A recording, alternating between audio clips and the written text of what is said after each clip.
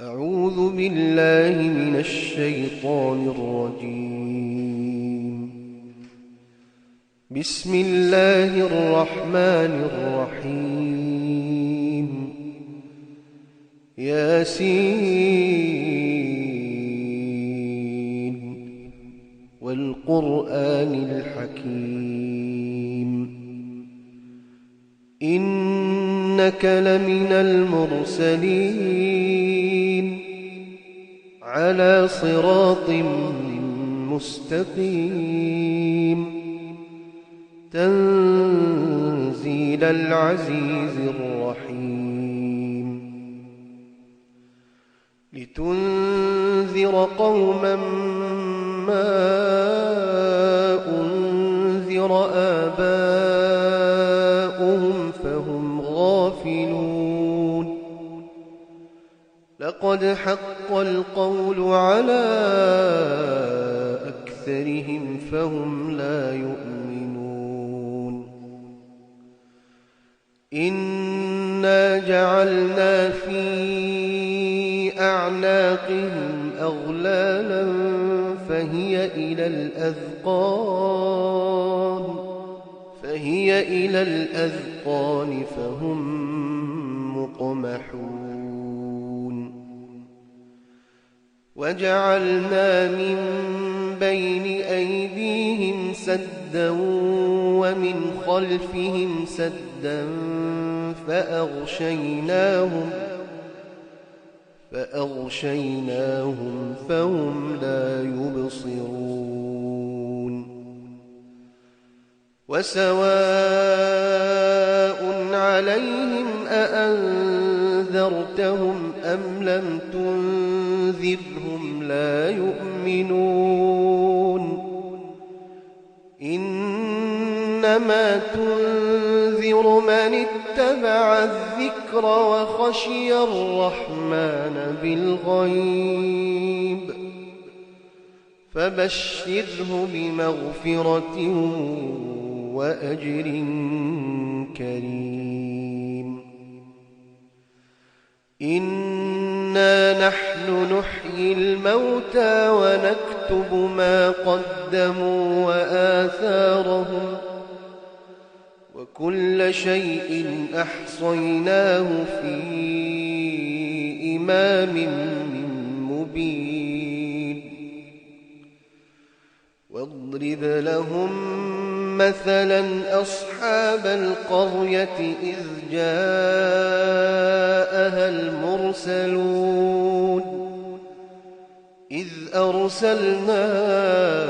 إليهم اثنين فكذبوهما فعززنا بثالث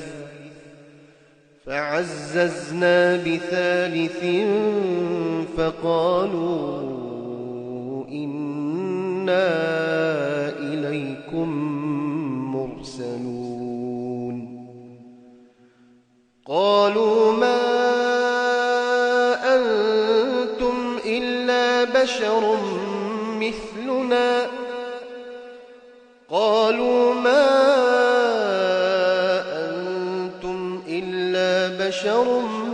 مثلنا وما أنزل الرحمن من شيء إن أنتم إلا تكذبون قالوا ربنا يعلم إنا إليكم لمرسلون وما علينا إلا البلاغ المبين قالوا إنا تطيرنا بكم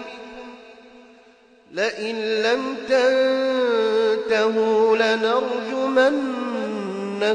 وليمسنكم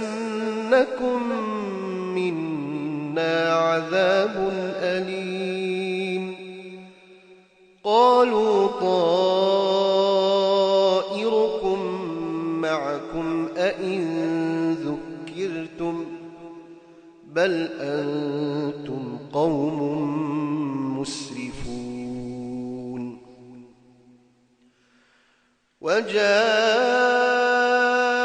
من أقصى المدينة رجل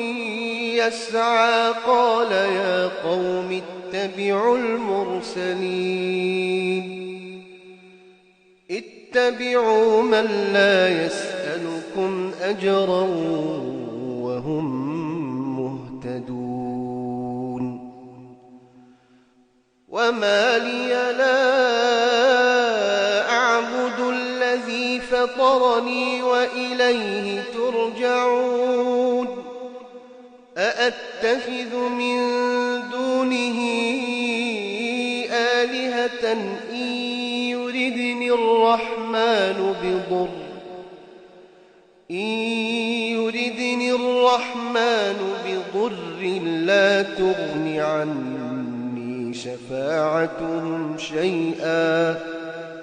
لا تغن عني شفاعتهم شيئا ولا ينقذون إني إذا لفي ضلال مبين إني آمنت بربكم فاسمعون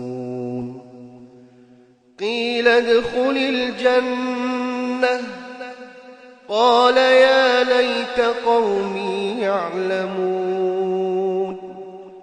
بما غفر لي ربي وجعلني من المكرمين وما أنزلنا على قومه من بعده من جند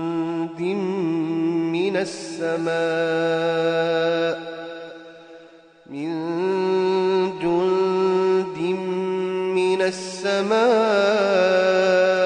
وما كنا منزلين إن كانت إلا صيحة واحدة فإذا هم خامدون يا حسرة على العباد ما يأتيهم من رسول إلا كانوا به يستهزئون ألم يروا كم أهلكنا قبلهم من القرون أنهم إليهم لا يرجعون وإن كل لما جميع لدينا محضرون وآية لهم الأرض الميتة أحييناها وأخرجنا منها حبا فمنه يأكلون وجعلنا فيها جنات من نخيل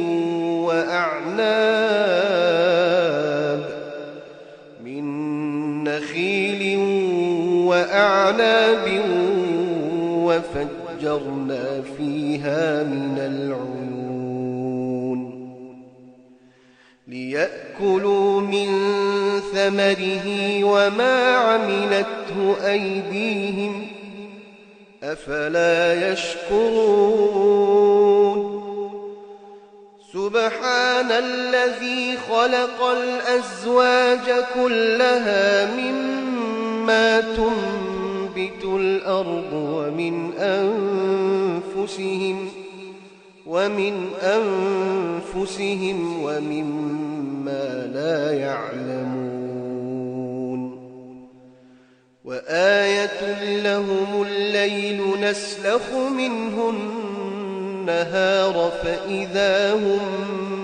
مظلمون والشمس تجري لمستقر لها ذلك تقدير العزيز العليم والقمر قدرناه منازل حتى عاد كالعرجون القديم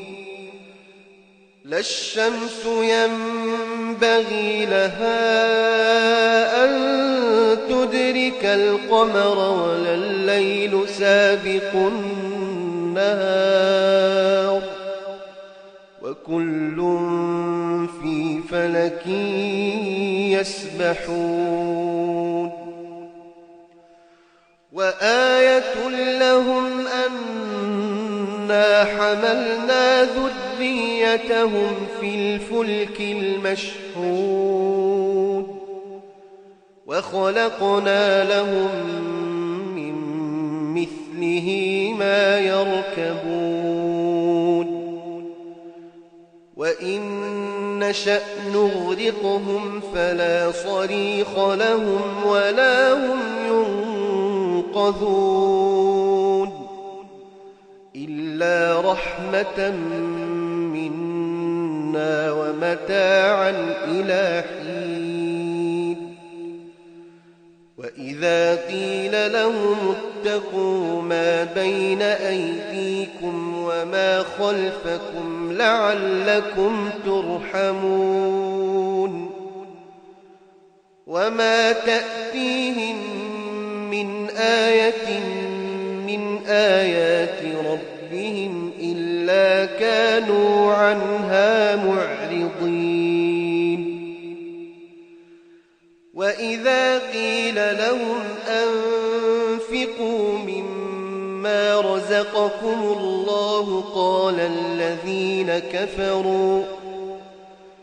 قال الذين كفروا للذين آمنوا أنطعم من لو يشاء الله أطعمه إن أنتم إلا في ضلال مبين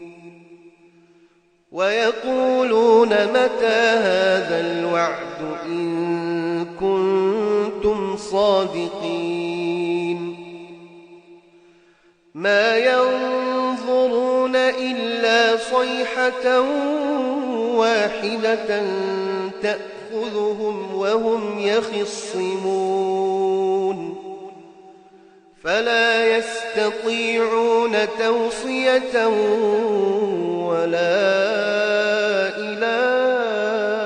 أهلهم يرجعون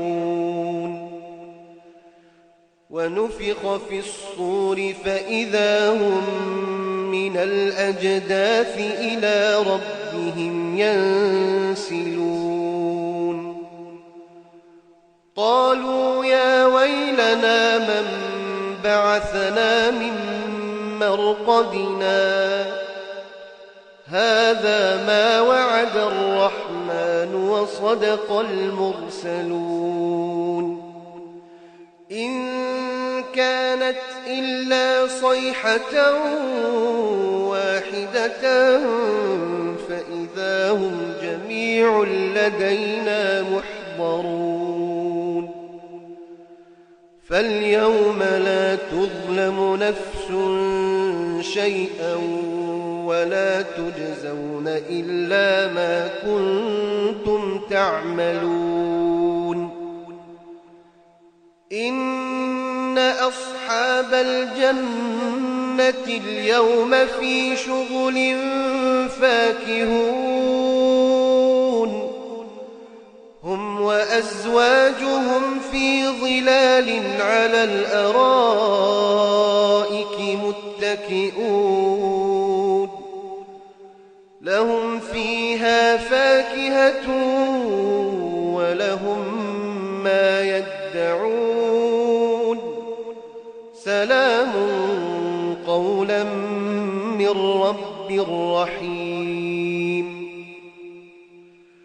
وامتازوا اليوم أيها المجرمون ألم أعهد إليكم يا بني آدم ألا تعبدوا الشيطان ألا تعبدوا الشيطان إنه لكم عدو مبين وأن اعبدوني هذا صراط مستقيم ولقد أضل منكم جبلا كثيرا أفلم تكونوا تعقلون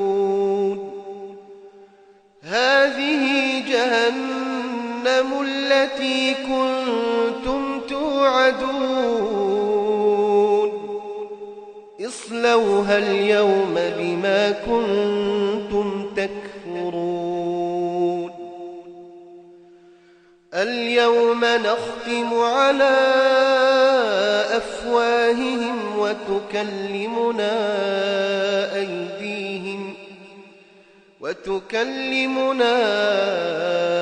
أيديهم وتشهد أرجلهم بما كانوا يكسبون ولو نشاء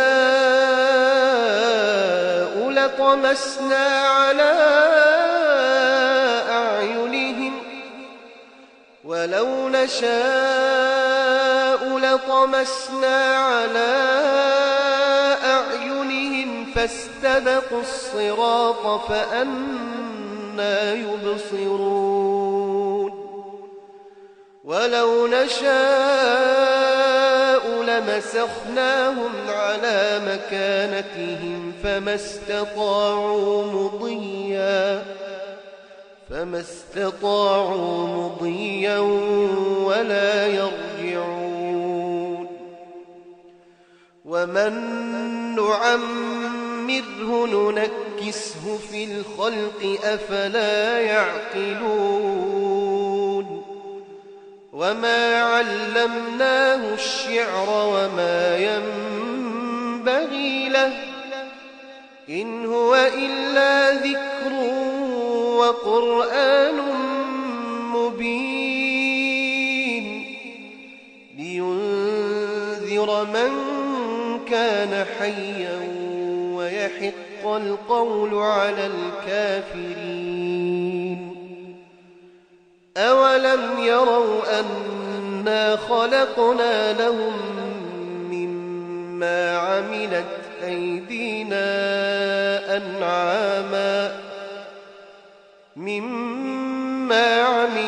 أيدينا أنعاما فهم لها مالكون وذللناها لهم فمنها ركوبهم ومنها يأكلون ولهم فيها منافع ومشارب أفلا يشكرون واتخذوا من دون الله آلهة لعلهم ينصرون لا يستطيعون نصرهم وهم لهم جند محضرون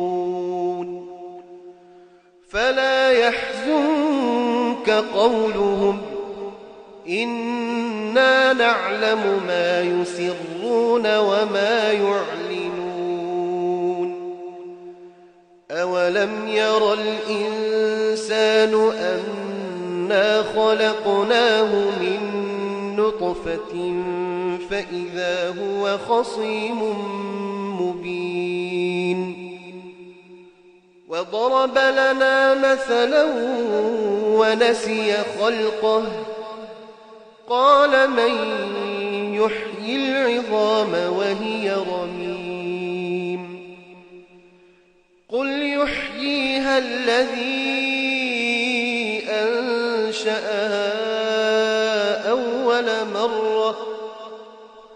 وهو بكل خلق عليم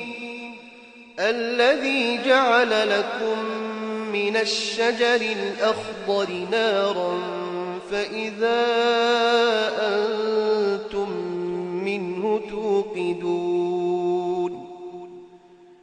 أوليس الذي خلق السماوات والأرض بقادر على أن يخلق مثلهم بلى وهو الخلاق العليم إنما أمره إذا أراد شيئا أن يقول له كن فيكون فسبحان الذي بيده ملكوت كل شيء وإليه ترجعون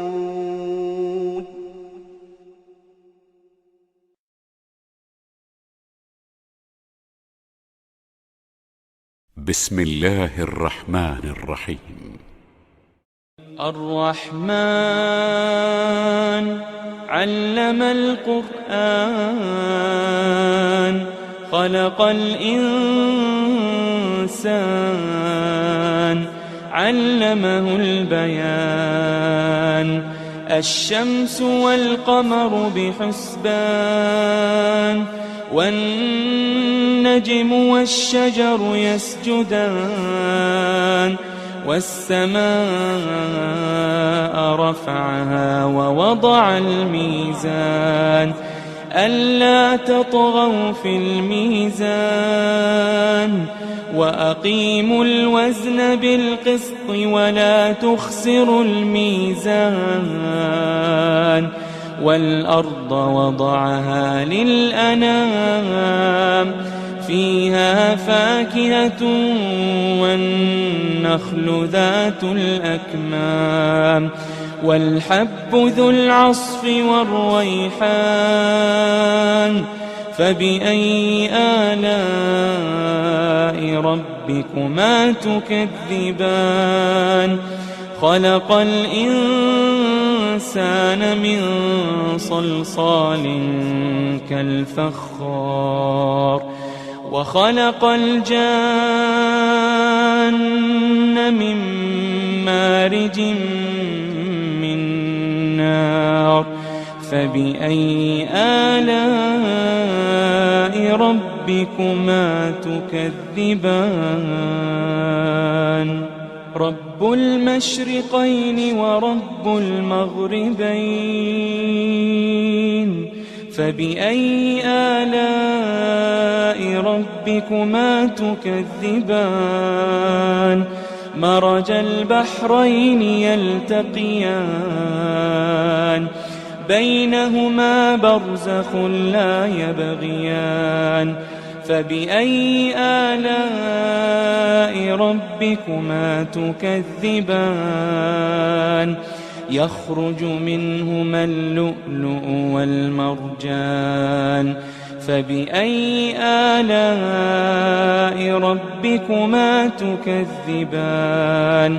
وله الجوار المنشآت في البحر كالأعلام فبأي آلاء ربكما تكذبان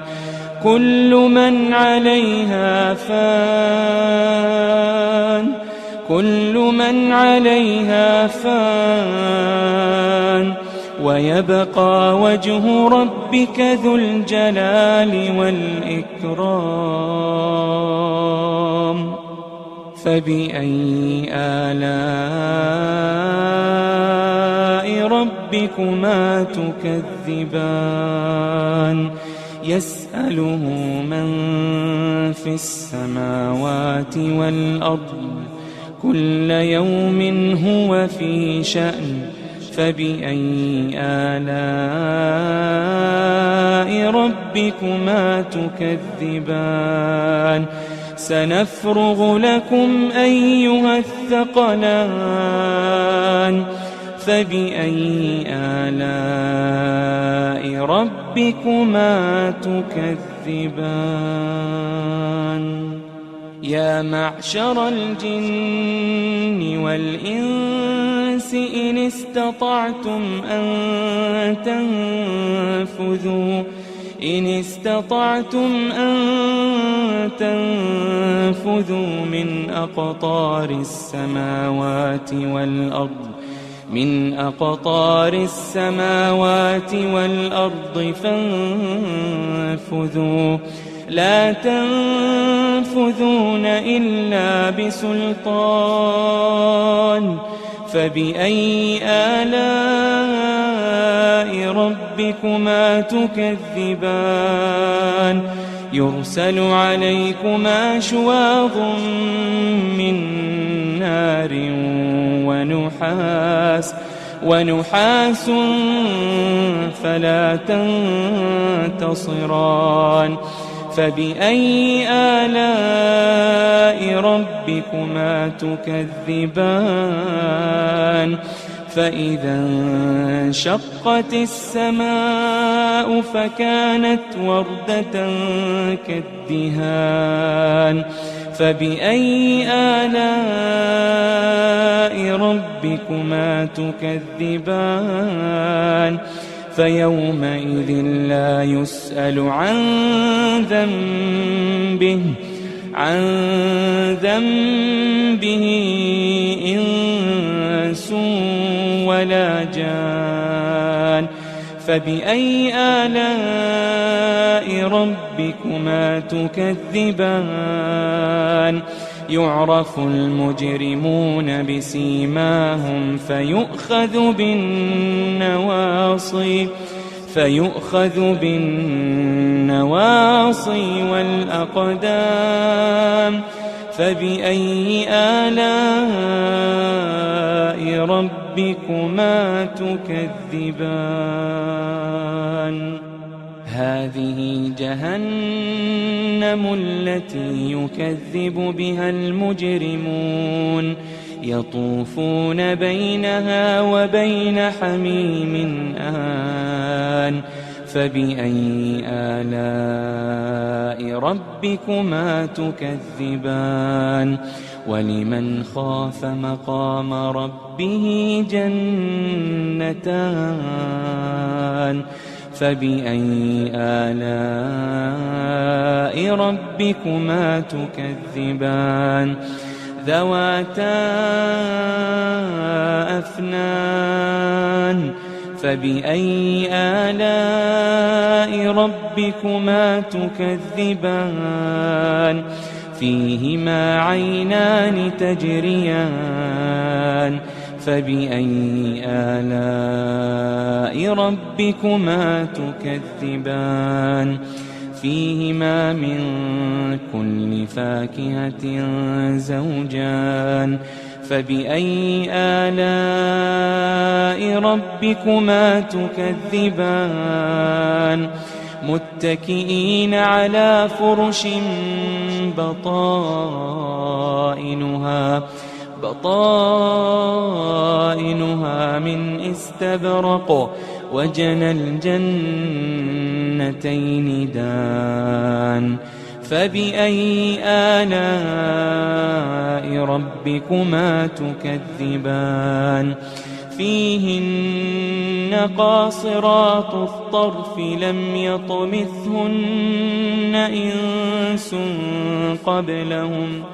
لم يطمثهن إنس قبلهم ولا جان فبأي آلاء ربكما تكذبان كأنهن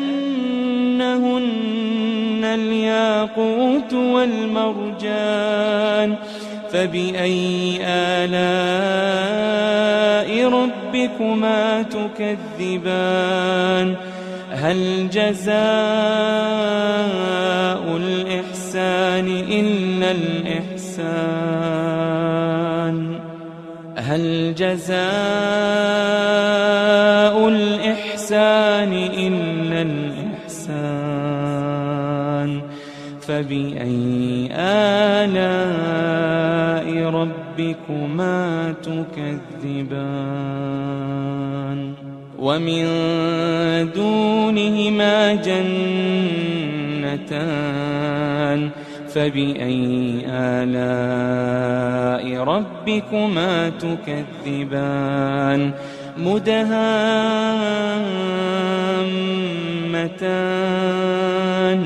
فبأي آلاء ربكما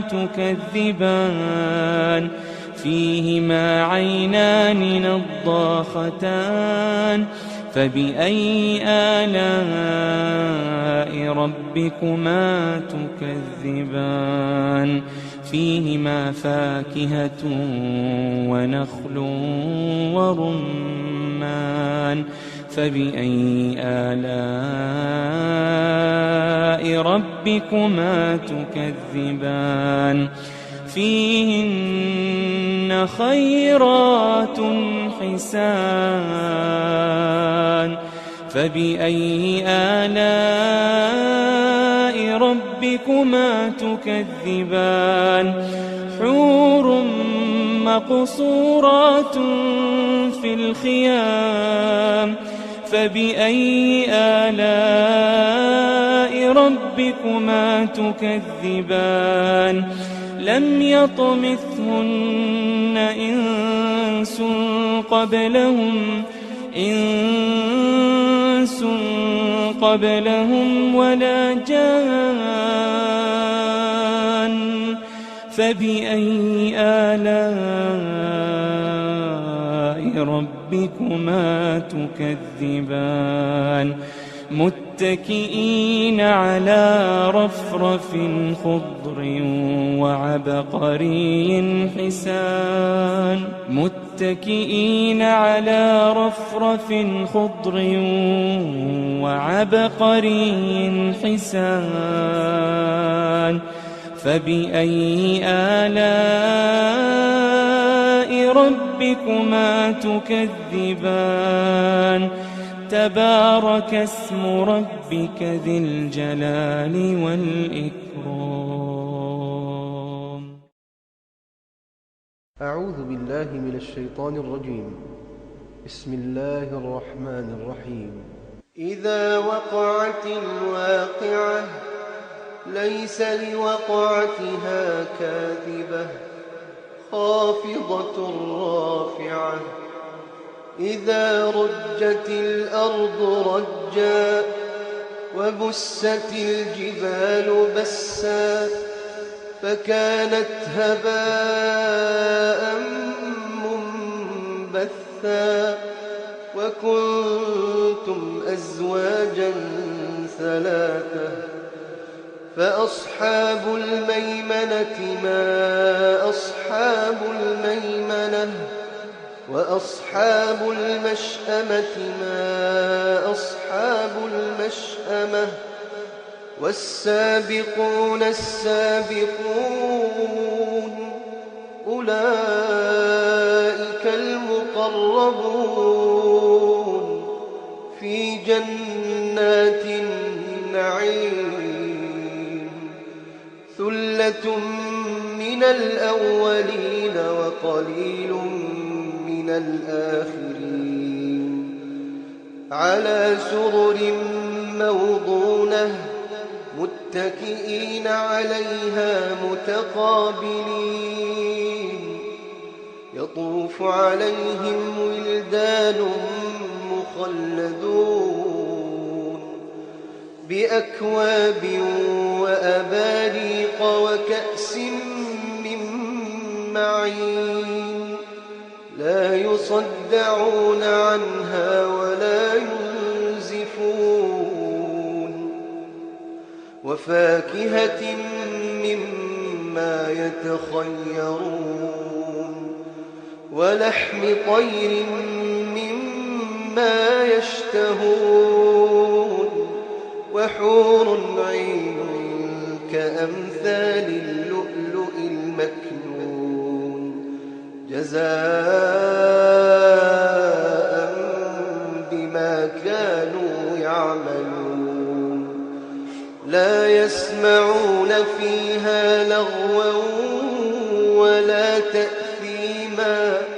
إلا قيلا سلاما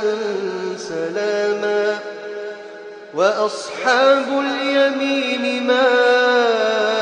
أصحاب اليمين في سدر مخضود وطلح منضود وظل ممدود وماء مسكوب وفاكهة كثيرة لا مقطوعة ولا ممنوعة وفرش مرفوعة إنا أنشأناهن إنشاء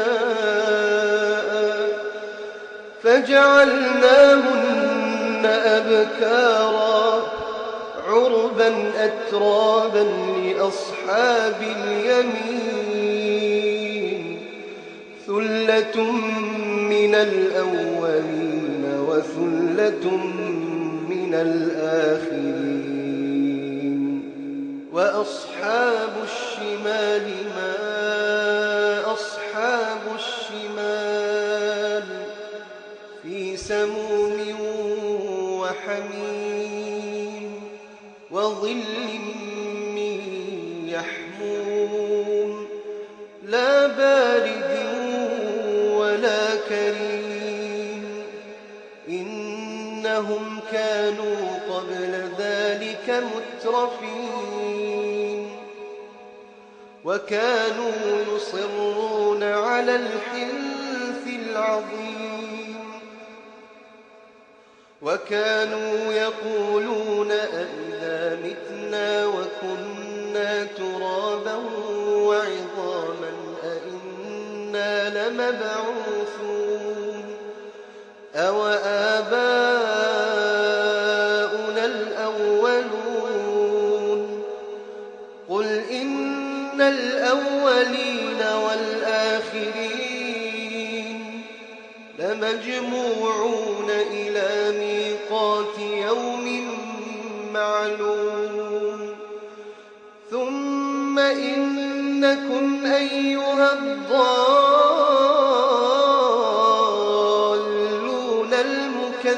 المكذبون لآكلون من شجر من زقوم لآكلون من شجر من زقوم فمالئون منها البطون فشاربون عليه من الحميم فشاربون شرب الهيم هذا نزلهم يوم الدين نحن خلقناكم فلولا تصدقون أفرأيتم ما تمنون أأنتم تخلقونه أم نحن الخالقون نحن قدرنا بينكم الموت وما نحن بمسبوقين على أن نبدل أمثالكم وننشئكم فيما لا تعلمون ولقد علمتم النشأة الأولى فلولا تذكرون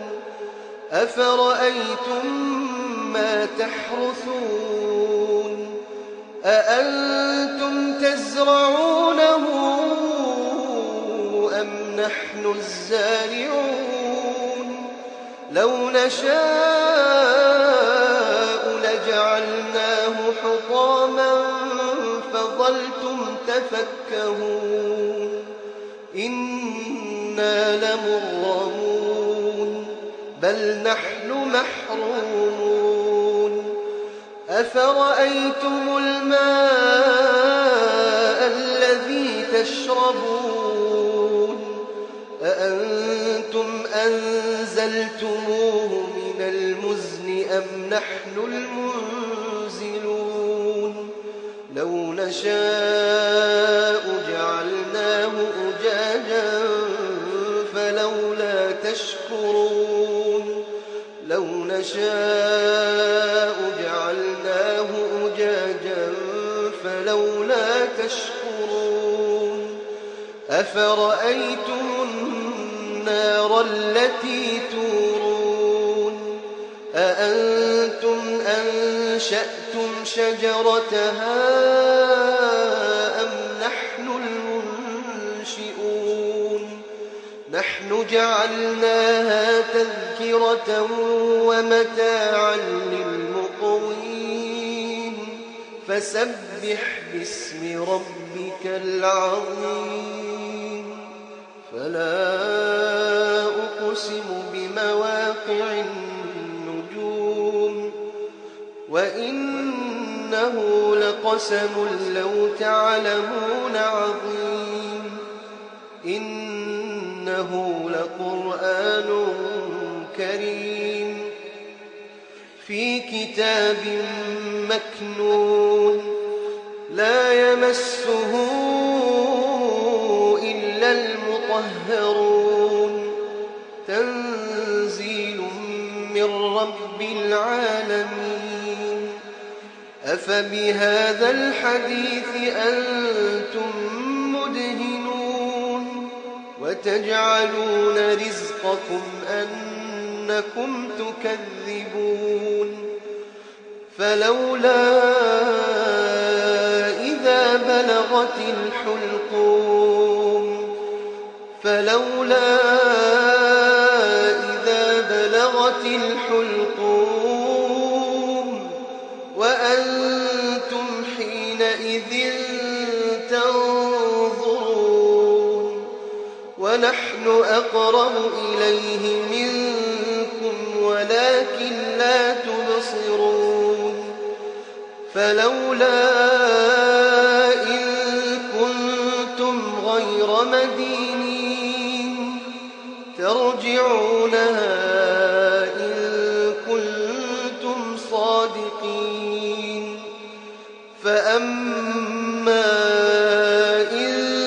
كان من المقربين فروح وريحان وجنة نعيم وأما إن كان من أصحاب اليمين فسلام لك من أصحاب اليمين وأما إن كان من المكذبين الضالين فنزل من حميم وتصلية جحيم إن هذا لهو حق اليقين فسبح باسم ربك العظيم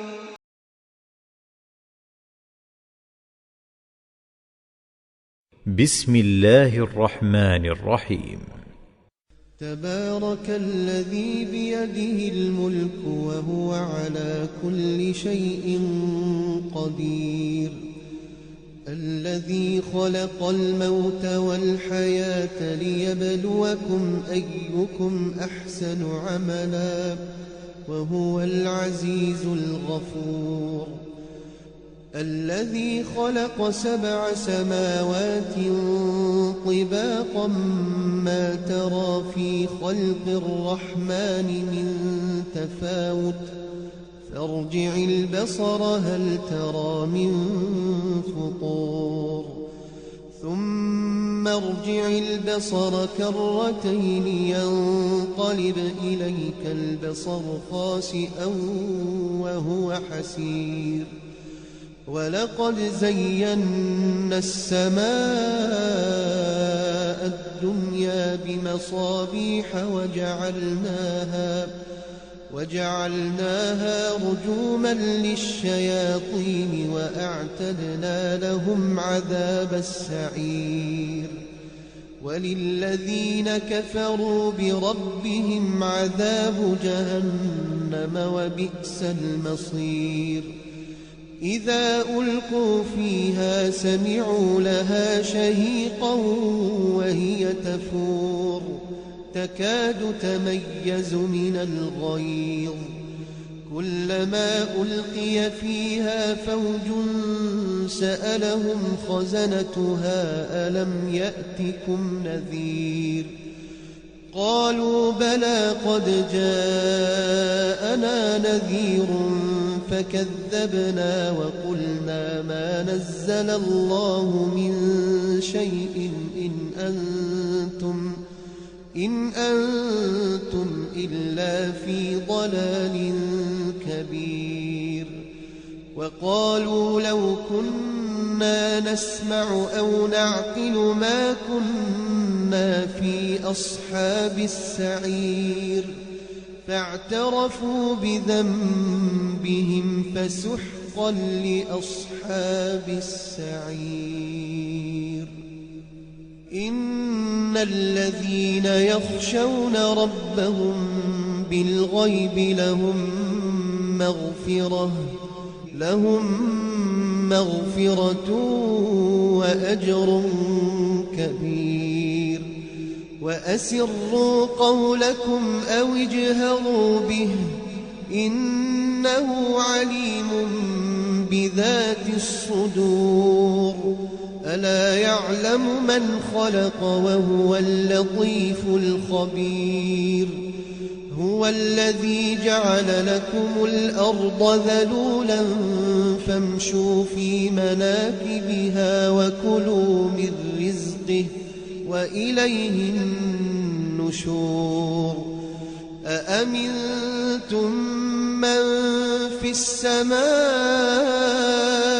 أن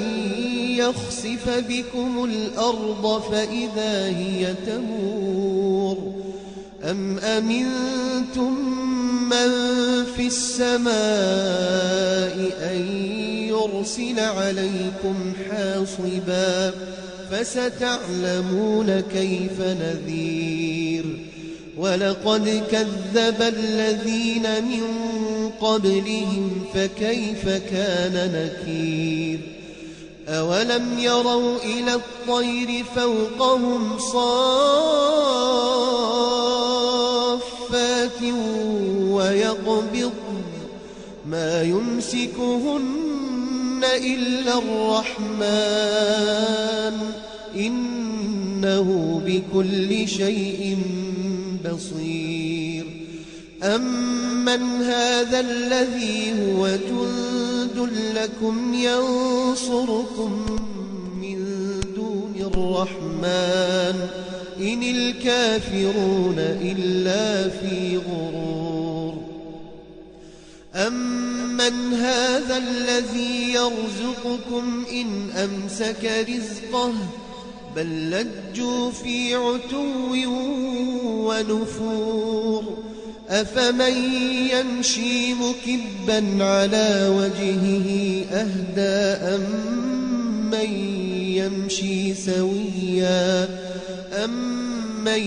يمشي سويا على صراط مستقيم قل هو الذي أنشأكم وجعل لكم السمع والأبصار والأفئدة قليلا ما تشكرون قل هو الذي ذرأكم في الأرض وإليه تحشرون ويقولون متى هذا الوعد إن كنتم صادقين قل إنما العلم عند الله وإنما أنا نذير مبين فلما رأوه زلفة سيئت